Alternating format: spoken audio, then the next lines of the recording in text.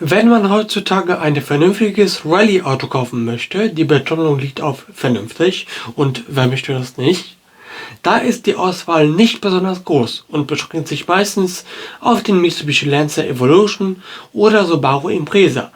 Der eine wird leider nicht mehr gebaut, der andere war auf 400 Stück limitiert oder ist heutzutage nur noch zu horrenden Preisen zu haben. Trotzdem haben wir uns gefragt, wie diese Urgesteine der Rallye-Zeit sich heute noch fahren und ob sie ihr Geld als eventuelle Gebrauchtwagen überhaupt noch wert sind.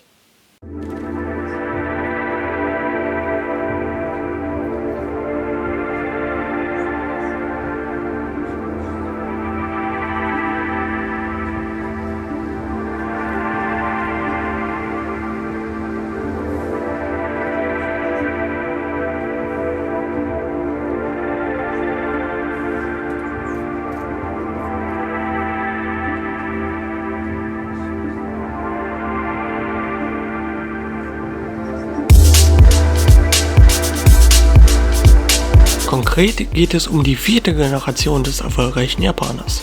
Diese machte sowohl design- als auch motortechnisch einen Riesensprung nach vorne. Die Leistung des Motors beträgt nun 280 PS. Auch das maximale Drehmoment wurde im Vergleich zum Vorgänger auf 353 Newtonmeter erhöht. So viel Power verhilft ihm zu 242 km/h Spitze. Doch die auffälligste Änderung war die Einführung der Active Yaw Control, einer elektronisch gesteuerten Einheit, die das mechanische Sperrdifferential der Vorgängermodelle ablöst. Dank der Active Yaw Control ist eine viel dynamischere Fahrweise möglich. Es verteilt in schneller Kurvenfahrt die Kraft zwischen den Hinterrädern und sorgt so für mehr Kurvendynamik und Grip. So ausgestattet macht es einfach einen Höllenspaß, das Heck tanzen zu lassen.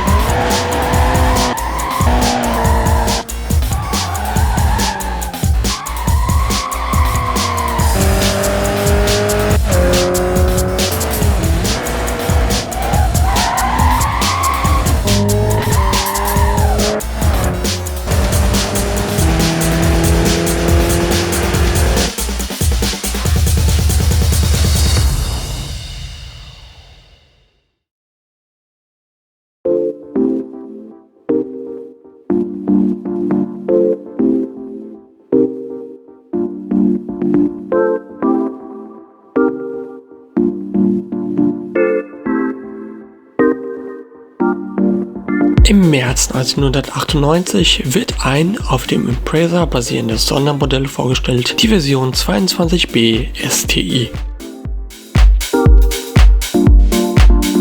Wie der Name vermuten lässt, besitzt dieses Modell einen 2,2 Liter Turbo-Boxermotor mit exakt derselben PS-Anzahl wie der Evo, jedoch ein 10 Newtonmeter stärkeres Drehmoment von 363 Newtonmeter, Topspeed 250. Trotz des eher hohen Preises von über 36.000 Euro wird es schnell zum Traum aller Fans.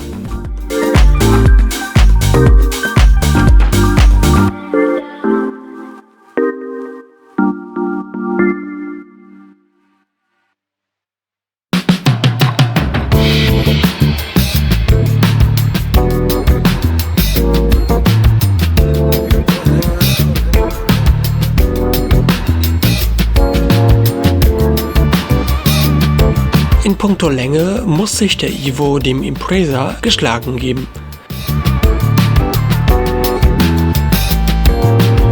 Auch ist er breiter,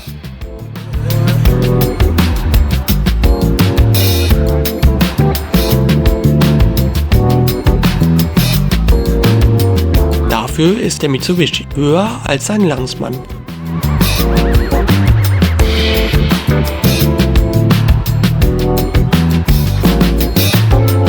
Dies ist bei einem Beschleunigungsrennen vom Nachteil, da der Wind so eine größere Angriffsfläche hat und im Endeffekt das Auto ausbremst. Dafür ist der Subaru leichter als der Mitsubishi. Kann diese Absperrungsmaßnahme dem Subaru trotzdem zum Sieg verhelfen? Finden wir es heraus.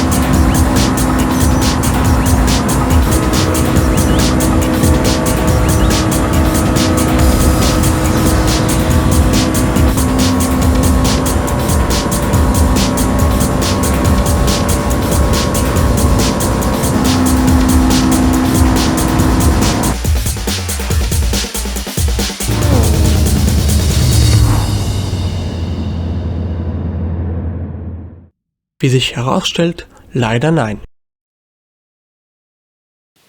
Der typische Gebrauchtwagen muss ja auch bestimmte Anforderungen an den Tag legen, wie zum Beispiel ausreichend Platz für die Schwiegermutter im Fond. Beim Mitsubishi ist dies unglücklicherweise überhaupt kein Problem. Breite Türen erleichtern den Einstieg und es gibt sehr viel Beinfreiheit.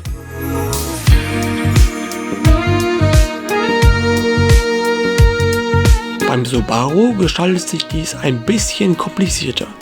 Die Rückenlehne des Vordersitzes muss nach vorne geklappt werden und dann kann sich die Schwiegermutter in die Fänge der engen Rücksitzbank quetschen, um dann aus einem winzigen Seitenfenster zu gucken, welches in der Regel bei Subaru immer abgedunkelt wird, um der Öffentlichkeit diesen Anblick zu ersparen.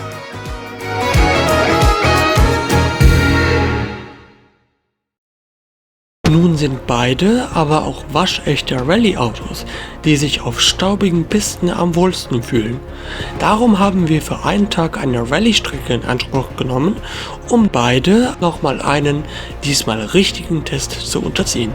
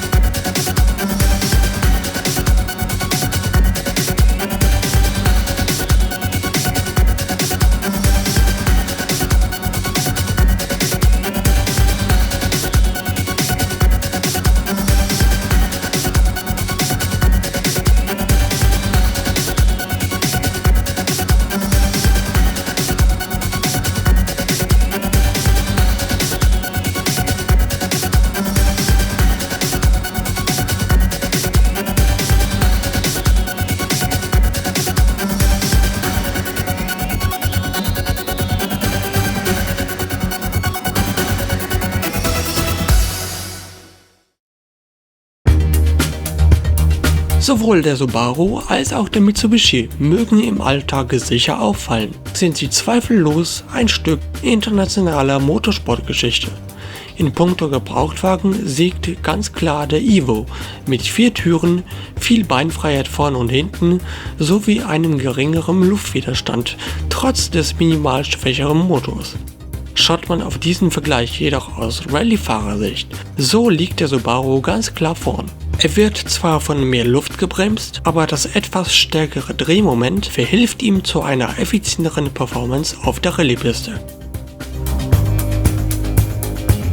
Der Sieger ist also keiner von beiden. Beide Autos haben ihre Stärken und Schwächen, beide sind genauso rabiat unterwegs und es ist beinahe unmöglich, sich zwischen einem von ihnen zu entscheiden.